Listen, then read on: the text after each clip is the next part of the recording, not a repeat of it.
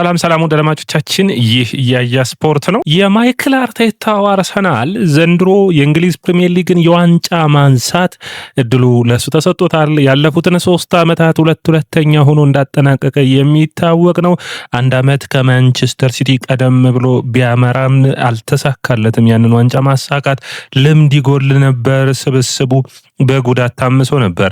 የሁለተኛውን ዓመት አርሰናል ፈራ ተባ ብሎ በማንቸስተር ሲቲ ስታዲየም ላይ አቻ የወጣበት ያ የአስቶን ቪላ ሽንፈት የሚረሳ አይደለም። ታዲያ በሶስተኛው ዓመት አምና ደግሞ ከማንቸስተር ሲቲ ይልቅ የሊቨርፑል ተፎካካሪ ሆኖ የመጣው አርሰናል በውድድር ዓመቱ መጀመሪያ የስነ ምግባር ችግሮች እንዲሁም ደግሞ በጉዳት የተቸገረበት ዓመት ነበር።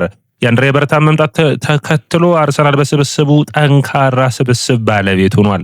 ታዲያ ዘንድሮ በ11 ጨዋታዎች በ4 ነጥብ የእንግሊዝ ፕሪሚየር ሊግን እየመራ የሚገኘው የማይክል አርቴታው አርሰናል ዋንጫውን ለማሸነፍ ማድረግ ያለባቸው 5 ነገሮችን ይዤላችሁ ተመልሼ መጥቻለሁ። ወዳጆቻችን ያያ ስፖርትን ላይክ፣ ሼር፣ ኮሜንት፣ ሰብስክራይብ ማድረጋችሁን አትርሱ። የናንተ ላይክ፣ ሼር፣ ኮሜንት፣ ሰብስክራይብ ብዙዎቹ ጋር እንድንደርስ ያግዘናል። ከዛ ውጭ ደግሞ ከኔ የተለየ አስተያየት ካላችሁ ኮሜንት መስጫ ቦክስ ላይ ጻፉልኝ። ከነዚህ 5 ነገሮች ውጭ የሚጨመር የሚቀነስ ሐሳብ ካላችሁም አስቀምጡልኝ። እንደኔ እይታ ባለፉት 3 ዓመታት ከፔፕ ጋርዲዮላ፣ ከኤርገን ክሎፕ፣ ከአርነ ስሎት ጋር የተፎካከረው ማይክል አርቴታ ዘንድሮ የሱ ድል ይሆን? እንግዲህ ትልቁ ጊዜያቶች ከፊቱ ይጠብቁታል። ትልልቅ ጨዋታዎች ከፊቱ ይጠብቁታል። የሚቀጥሉት 27 የእንግሊዝ ፕሪሚየር ሊግ ጨዋታዎች ለማይክል አርቴታ ትልቁ የቤት ስራ 21 ዓመት የአርሰናል ደጋፊ የናፈቀውን የእንግሊዝ ፕሪሚየር ሊግ ዋንጫን ወደ ኤሚሬትስ ስታዲየም ይዞ መመለስ ነው። ያንን ለማድረግ የተለያዩ ውሳኔዎች ከማይክል አርቴታ በኩል ይጠበቃሉ። እነዛም ምንድናቸው የሚለው እናደርሳለን። ታዲያ ከነዚህ 5 ምክንያቶች የመጀመሪያው ሆኖ ትልቁ አቅም ያለው የሚመስለኝ ባለፉት 3 ዓመታት አርሰናል ሊያደርገው የቻለው በዘንድሮ የውድድር ዓመትም በሚገባ እያከናወነው እየቀጠለው ያለው የአርሰናል የመከላከል ጥንካሬ ነው። የግብ ጠባቂውና የመከላከሉን ጥንካሬ አሁንም ማስቀጠል የሚያስፈልግ ነው የሚሆነው። ካለፉት ዓመታቶች የአርሰናል የመከላከል በተለይ የገብርኤል ማጋሌሽና የዊሊያም ሳሊባ ያለፉትን 3 ዓመታት የአርሰናል ምርጡ የመሃል ተከላካይ ሆኖ እየታየ ይገኛል። ያ ብቻ ሳይሆን የእንግሊዝ ፕሪሚየር ሊግ የተጫዋቾችን ሲመርጥ ቤስት 11 ውስጥ 3 ዓመታት ገብቷል። ገብርኤል ማጋሌሽ ካለፉት ዓመታቶች አንጻር አሁን አድጎ እንዲሁም ደግሞ የተሻለ ፐርፎርም እያደረገ እንዳለ ይታያል። ታዲያ አርሰናል ምርጥ የሆኑ 8 የመሃል ተከላካዮች በአጠቃላይ ደግሞ እንደ ስብስብ እንግዲህ 9 ማድረግ የሚቻል የሙሉ ተከላካዮች ያሉት ነው። ስብስብ 5 ጎሎች ብቻ የተቆጠሩበት በሰንደርላንዱ ጨዋታ ያጋጠማቸው የተከላካይ ችግሮች በእንግሊዝ ፕሪሚየር ሊግ በ38 ጨዋታዎች ውስጥ ሊከሰት የሚችል ነው። አሁንም እነዛን ሁኔታዎች ማሻሻል የሚያስፈልግ ነው። ግብ ጠባቂው ዴቪድ ራያ ጥሩ ብቃት ያለው በእንግሊዝ ፕሪሚየር ሊግ ካየናቸው ያለፉትን 2 ዓመታቶች የእንግሊዝ ፕሪሚየር ሊግ ምርጡ ግብ ጠባቂ የሚለውን እንግዲህ ጎልደን ግላቭ ማግኘት የቻለ ነው። ያንን ማስቀጠል የሚያስፈልግ ነው። አርሰናል ጠንካራ መከላከሉን ያለፈው እንግዲህ ሰንደርላንዱን ጨዋታ በመረሳት በሚቀጥሉት ቶተንሃም፣ ባየር ሙኒክ፣ ቸልሲን እያሉ ብሬንፎርድ፣ አስቶን ቪላን እያለ አርሰናል የሚገጥማቸውን ጨዋታዎች በጥንቃቄ መቀጠል የሚያስፈልግ ነው የሚሆነው። ይህ ማለት ታዲያ አርሰናል በመከላከሉ ረገድ በቲምበርና በካላፊዮሪ በመሃል ተከላካዮቹ በነ ሂንካፔ እንዲሁም ደግሞ በነ ስካሊ የሚጠበቀውን የነ ቤን ዋይት ተቀያሪ ቤንች ላይ የተነሱ የተለያዩ አይነት ክህሎታቸውን የተለያዩ አይነት ብቃታቸውን ማስቀጠል የሚያስፈልግ ነው የሚሆነው። አርሰናል የተከላካይ መስመር የአርሰናል ያለፉት ዓመታቶች ጥንካሬ ነው። አርሰናል በጨዋታዎች ውስጥ ደካማ ቢሆን እንኳን ነጥብ ይዞ እንዲወጣ የአርሰናል የተከላካይ መስመር ጥንካሬ ሁሌ የሚያስፈልገው ይሆናል። የተከላካይ መስመሩ ጥንካሬ ከቆሙ ኳሶች ጥንካሬ ጋር አብሮ የሚሄድ ነው። የቆሙ ኳሶችን በሚገባ መከላከል፣ በሚገባ ማጥቃት አርሰናል ውጤቶችን ይዞ እንዲወጣ የሚያስችለው ይህ የተከላካይ መስመር ነው። ያንን ማስቀጠል የሚያስፈልግ ይሆናል ብዬ አስባለሁ። በሚቀጥሉት 27 የእንግሊዝ ፕሪሚየር ሊግ ጨዋታዎች ሁለተኛው ነው የሚነሳው የማይክል አርቴታ ቡድን በማይክል አርቴታ ውሳኔዎች ብቻ ሳይሆን በዘንድሮ ውድድር ዓመት በጉዳት ተቸግሯል። ይህ ግን የማይክል አርቴታ ብቻ አይደለም። ለምሳሌ በስላቪያ ፕራጉ ጨዋታ ላይ አርሰናል ኬፓ፣ ኦዴጋርድ፣ ዙብሜንዲ፣ ሄሱስ፣ ማርቲኔሊ፣ ሃቨርትዝ፣ ማድዌኬ፣ ዮኮሬስ አልነበሩም። በሰንደርላንድ ጨዋታ 6ቱ የማጥቃት መስመር ተጫዋቾች አልነበሩም።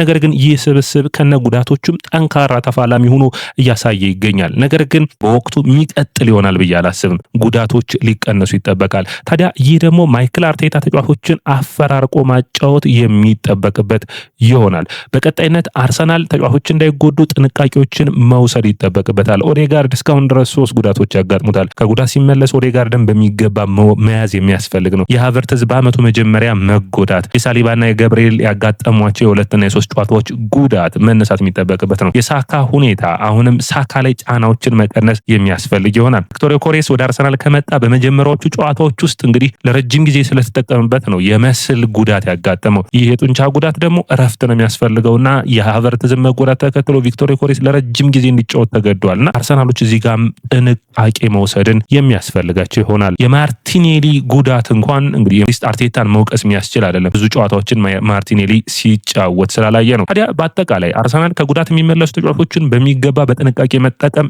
የሚያስፈልገው ይሆናል። ከዛዎች ተጫዋቾችን ማፈራረቅ ከማይክል አርቴታ የሚጠበቅ ይሆናል። ጉዳቶችን በሚገባ መቀነስ፣ 5 ቅያሬዎች ካሉ 5ቱንም ቅያሬዎች መጠቀም ከማይክል አርቴታ የሚጠበቅ ነው የሚሆነው። ይህ ደግሞ አርሰናልን ውጤታማ ማድረግ ብቻ ሳይሆን ለዋንጫም የሚመራው ይሆናል። ፔፕ ጋርዲዮላ በዚህ የሚደነቅ ነው። የቼልሲው አሰልጣኝ ኤንዞ ማሬስካ ተጫዋቾችን በማፈራረቅ ሌላኛው ጥሩ ውጤቶችን በማምጣት አምና አርነ ስሎት የሰሩትን ስራዎች ዘንድሮም ማይክል አርቴታ ሊያደርገው ይጠበቃል። በተለይ በዚህ ስብስብ ውስጥ ዋንጫ ሊያነሳ ምክንያት ሊሆኑ የሚችለው ሀሳብ የዲክላን ራይስ መጎዳት ነው። ራይስን መተካት በኖርጋርድ የክለቡን ኳሊቲ ዝቅ የሚያደርገው ይሆናል። ዙብሜንዲን በሚኬል ሞሬኖ መተካት አሁንም ውጤቶችን የሚጎዳ ይሆናል እና የተሻለ ውጤታማ ለማድረግ የአማካይ መስመሩን የጨዋታ ጊዜ መቀነስና ተጫዋቾቹ ጋር ማፈራረቅ ከማይክል አርቴታ ይጠበቃል። እነዚህ ቦታዎች ላይ ጉድለት እንዳያጋጥም የቪክቶር ዮኬሬስና ሃቨርትዝንም በመሀል አጥቂነት ሚኬል ሞሬኖ ሲሰልፍ ከሁለቱ አንጻር በጣም በሰፊ ልዩነት እንዳለው በጨዋታዎች ውስጥ የሚታይ ነውና እዚህ ላይ ጥንቃቄን መውሰድ የሚያስፈልግ ይሆናል ብዬ አስባለሁ። ሌላኛው ቀድሜ የተናገርኩት ሳካንም በጥንቃቄ መጠቀም፣ ምክንያቱም አመቱን ሙሉ በጥንቃቄ መጠቀም የሚያስችል ነው። ማድዌኬ ከጉዳት የሚመለስ ከሆነ ሳካና ማድዌኬን ያፈራረቁ ማጫወት ግድ ይላል። አንዱ 60 ደቂቃ አንዱ 30 ደቂቃ እያደረገ አርቴታ እንደዚህ አይነት ውሳኔዎችን መወሰን ያለበት ጊዜው አሁን ነው። ሳካን ለሁሉም ጨዋታዎች ማሰለፉን ማቆም የሚጠበቅበት ይመስለኛል። ሶስተኛው ነጥብ ነው መነሳት የሚጠበቅበት የዲሲፕሊን ችግር ነው። ዘንድሮ ያ የዲሲፕሊን ችግር የለም። ይሄ ጥሩ ጎን ነው። ነገር ግን አምና አይተነዋልና በተከታታይ በቀይ ካርድ የአርሰናል ተጫዋቾች መውጣታቸውን። ስለዚህ አሁን ያንን ማስቀጠል የሚያስፈልግ ነው የሚሆነው። አሁን አርሰናል በጥሩ መንፈስ ብዙ ተጫዋቾችን ከፔናልቲዎች እንዳይገኙ የእንግሊዝ ፕሪሚየር ሊግ የዳኞችን ሁኔታዎች በፍጥነት መቀበልና ከቡድኑን ውጤቶችን ለመቀየር ቶሎ መታገል በአርሰናል በኩል የሚጠበቅ ነው። ይህንን ውሳኔዎች ደግሞ በሚገባ ማድረግ በተለይ የዳኞችን በጣም አርሰናል ጋር ሲዳኙ በጣም የሚቸገሩበት አንዱ አርሰናል ደጋፊዎች በሚዲያዎች ላይ የሚሰጡት አስተያየቶችና የሚፈጥሩት ጫና ከሌሎች ክለቦች አንጻር ከፍ ያለ ነውና ያንን በሚመለከት ዳኞቹ በአርሰናል አንዳንዴ በግልጽ ለመበደል የሚመስል በቅርብ ጊዜ አንዱ ዳኛ እንዳያችሁት ነው ከኤርገን ክሎፕን በግልጽ ለመበደል ጥፋቶች እንዳጠፋ ሲናገር ተይዟል አይደለ? ስለዚህ አርሰናል ከነዳኛ ማሸነፍ መቻልን ይጠበቅበታል። ከነዳኛ ጨዋታ ውጤቶችን መውሰድ መቻልን፣ ከነዳኛ ጥንቃቄ መውሰድ መቻልን፣ ውሳኔዎችን ማክበር፣ ቶሎ በፍጥነት ውጤቶችን ማድረግ። ይህንን በማድረግ እስካሁን ድረስ በ11 የፕሪሚየር ሊግ ጨዋታዎች በጣም አስደሳች ነው። እስካሁን ቀይ ካርድ ያየ ተጫዋች የለም። ጥሩ የሚባል ነው። ዙቢሜንዲ ብቻ ነው በተከታታይ ቢጫ ካርዶችን በማየት ጨዋታዎችን ያመለጠው። አሁንም አላስፈላጊ የሆኑ ቢጫ ካርዶችንም መቀነስ ያስፈልጋል። ያ ጥሩ የሚባሉ ውሳኔዎችን መወሰን ነው። ለምሳሌ ዮኬሬስ ፔናልቲ የሚያሰጡ ነው፣ የሳካ ፔናልቲ የሚያሰጡ ነው ሲሻሩ ዘንድሮ ውጤቶችን ሜዳ ላይ ሲቀይር አርሰናል ይታያልና ያ ጥሩ የሚባል ነው። ሀሳቦችን ቶሎ መቀበል፣ ወደ ጨዋታ ፈጥኖ መመለስና ጎሎችን እድሎችን መሞከር ማስቀጠል የሚያስፈልግ ነው የሚሆነው። ይህ መሻሻል ውጤታማ የሚያደርጋቸው ይመስለኛል። አራተኛው የማጥቃት ክፍሉ ወደ ጎልና ወደ ሁኔታዎች መመለስ ይጠበቅበታል። ምንም እንኳን ሰር አሌክስ ፈርጉሰን በሚሰጡት አስተያየት ተከላካይ መስመር የእንግሊዝ ፕሪሚየር ሊግን ዋንጫ እንድታሸንፍ የሚያግዝ ቢሆንም ጨዋታዎችን ግን አጥቂዎችን ነው የሚያሸንፉልህ። አጥቂዎችህ ጎሎችን ማስቆጠር ይጠበቅባቸዋል። እስካሁን ድረስ ወሳኝ በሆኑ ጨዋታዎች ውስጥ አርሰናል ሲቸገር አላየንም። ነገር ግን ጎሎችን ማስቆጠር መጀመር ያስፈልግበታል። በተለይ ደግሞ እነዚህ 3 ተጫዋቾች ምርጥ ብቃታቸው ላይ መገኘት የሚጠበቅባቸው ይመስለኛል። ዮኬሬስ፣ ሳካና ኤብሬቼዜ። ሳካ አሁንም ያለፉትን አመታቶች ያሳየው ድንቅ ብቃቱ ላይ ነው። ነገር ግን አልወጣም ገና። ዮኬሬስ ስብስቡ ላይ እየተቀላቀለ ነው። ማውጣት የሚያስፈልግ ነው የሚሆነው። ኤዜ ስብስብ ውስጥ እየተዋሃደ ነው። የክሪስታል ፓላሱን ጎሎች እያገኘ አይደለም አርሰናል። ስለዚህ ያ የሚጠበቅ ነው። ዮኬሬስ በስፖርቲንግ ሊዝበን ያሳየውን ጥሩ ብቃቱን በዚህም መድገም የሚጠበቅበት ይሆናል። ታዲያ ማንቸስተር ሲቲ እንግዲህ በቶፕ ብቃታቸው የሚገኙትን እንደ ፎደን እንዲሁም ደግሞ ኤርሊንግ ብሮት ሃላንድን ስታዩ በአርሰናል ቤትም በቶፕ ብቃቱ ላይ የሚገኙ 2 እና 3 ተጫዋቾች ካሉ በማጥቃቱ ረገድ ቡድኑን ውጤታማ የሚያደርጉት ይሆናል። በዘላቂነት ውጤትና መፍትሄ የሚያደርጉ ይሆናል። ታዲያ ባለፉት 11 ጨዋታዎች ደግሞ ያስደመሙንን ከነዚህ ተጫዋቾች የተለየ ነገር አንጠብቅም ብለን የተለየ ብቃታቸውን ላሳዩን ተጫዋቾች ደግሞ በተለይ ማርቲኔሊና ትሮሳር።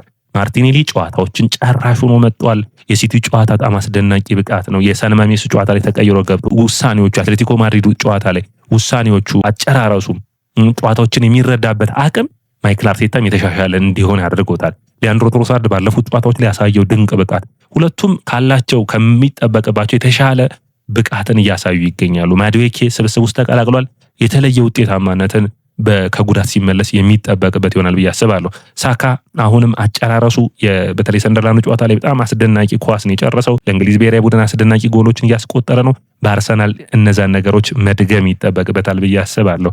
ዮኬሬስ ጥሩ የሆነ ሆልድ አፕ ላይ ያለው አርሰናል ከሱ ጋርና የአርሰናል ያለ ዮኬሬስ በጣም በልዩነት የሚታይ ቡድን ሆኗል። ጎሎቹና አጨራረሶቹ ግን የሚመጡ ይሆናል ብዬ አስባለሁ። ያንን በሚገባ ደግሞ ማከናወኑን መቀጠል የሚያስፈልግ ይሆናል። በጣም አስደሳች የሆነ ፐርፎርማንስ ነው። በጣም አስደሳች የሆነ ውጤታማነት ነው። የሚያስደስት ፐርፎርማንሱን ታዲያ ማስቀጠል የሚያስችል ይሆናል። አርሰናል ታዲያ እንግዲህ ማጥቃቱ ውጤታማ አድርጎታል። ቢልባኦ፣ ኒውካስትል፣ ፓላስ የሚነሱ ጨዋታዎች እንደነበሩ የሚታወቅ ነው። ሌላኛው እንግዲህ የሚነሳው ነጥብ በእኔ እይታ ጫናዎችን መቋቋም ጫናዎችን የመቋቋም አቅም አርሰናል ትልቁ ችግር ባለፉት ዓመታቶች ያየነው ትልቁ ችግር የአርሰናል ክሊር የሆነው ችግር ታዳጊ ነበሩ በሚል ገና ፕሮሰስ ላይ ነው በሚል ትልልቅ ጨዋታዎችና ትልልቅ የጫናዎች ለምሳሌ እንግሊዝ ፕሪሚየር ሊግን መምራት ከቻለ ጀምሮ ለምሳሌ የመጀመሪያውን ዓመት በእንግሊዝ ፕሪሚየር ሊግ የተፎካከሩበትን ዓመት እናስታውስ። በሚገባ አርሰናል መምራት እየቻለ በተለይ እስካሁን ድረስ የአርሰናል ደጋፊዎች ልብ የማይረሳው የእንግሊዝ ንግስቷ መሞቷን ተከትሎ ማንቸስተር ሲቲ ከአርሰናል ጨዋታው መራዘሙ ያንን ጨዋታ አርሰናል አሸንፎ ቢሆን ኖሮ ያን ዓመት የተሻለ የዋንጫ የማሸነፍ እድል ይኖረው ነበር ብዬ አስባለሁ። ማንቸስተር ሲቲ በተከታታይ አርሰናል 2 ጊዜ ማግኘቱ በምርጥ ብቃታቸው ላይ መሆኑ ነው ዋንጫውን እንዲያሸንፉ ያገዛቸው።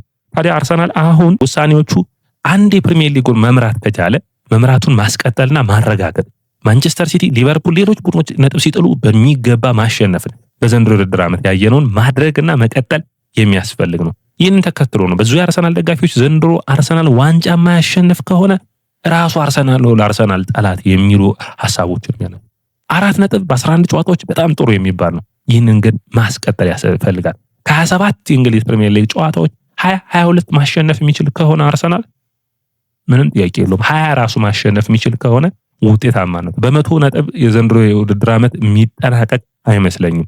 ማንቸስተር ሲቲ በተከታታይ ጨዋታዎችን ማሸነፍ የመቻል አቅም አለው። አርሰናልም እንደዚህ አይነት ሞመንተሞችን ቢውልድ የማድረግ 10 ጨዋታዎችን በተከታታይ የሚያሸንፍ ከሆነ የእንግሊዝ ፕሪሚየር ሊግ ለማሸነፍ የተሻለ ድል ይኖረዋል ብዬ አስባለሁ። ጫናዎችን መቋቋም ከተለያየ አንገል ነው። ተጫዋቾች ተጎድተው ሲወጡም በሚገቡ ተጫዋቾች ጨዋታዎችን መጨረስ መቻል፣ እድሎችም ወደ አንተ እንዲመጡ ሁሌም ዝግጁ ሆነ መጫወት የሚያስፈልግ ነው። ያንን በሚገባ ማከናወን መቻል የሚጠበቅባቸው ይመስለኛል። ያንን በጥሩ ሁኔታ መስራት የሚያስፈልግ ነው የሚሆነው። አምና ሊቨርፑል ይህንን አድርጎታል።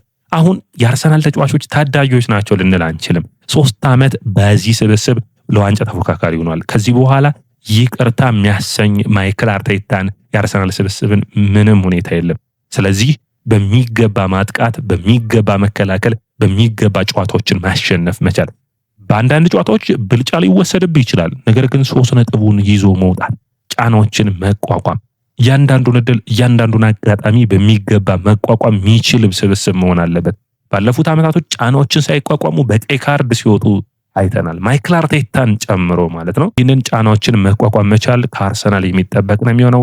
ሁሌም ታዳጊ ቡድን ሆኖ መቀጠል የለምና አሁን ፊርማዎቹ መጥተዋል፣ አስፈላጊ ተጫዋቾች አሉት። ስለዚህ እያንዳንዱን ጨዋታ ገድሎ ማሸነፍ መቻል የሚጠበቅበት ይሆናል። እነዚህ 5 ምክንያቶች ናቸው። ወደ አድማጮቻችን የእናንተ ካላችሁ ጨምሩ። በአጠቃላይ ግን ስንጨርሳቸው መከላከሉን ማስቀጠል፣ ጉዳቶችን መቀነስ፣ ከዛ ውጭ የተጫዋቾች የስነ ምግባር ወይም የዲሲፕሊን በካርዶች ሁኔታ ያሉትን መቀነስ፣ ማጥቃቱ ላይ የተሻሉ እነ ዮኬሬስና ሳካ ኤዜ የተለየ ብቃታቸውን ማሳየት፣ ጫናዎችን የመቋቋም ብቃታቸውን ማሳየት በአርሰናል ስብስብ ውስጥ የሚጠበቅ ይሆናል። ወደ አድማጮቻችን እናንተ እንዴት ታዩታላችሁ? ኮሜንት መስጫ ቦክስ ላይ አስቀምጡልኝ። ይህ ያያ ስፖርት ነው። ያያ ስፖርትን ላይክ፣ ሼር፣ ኮሜንት፣ ሰብስክራይብ ማድረጋችሁን አትርሱ።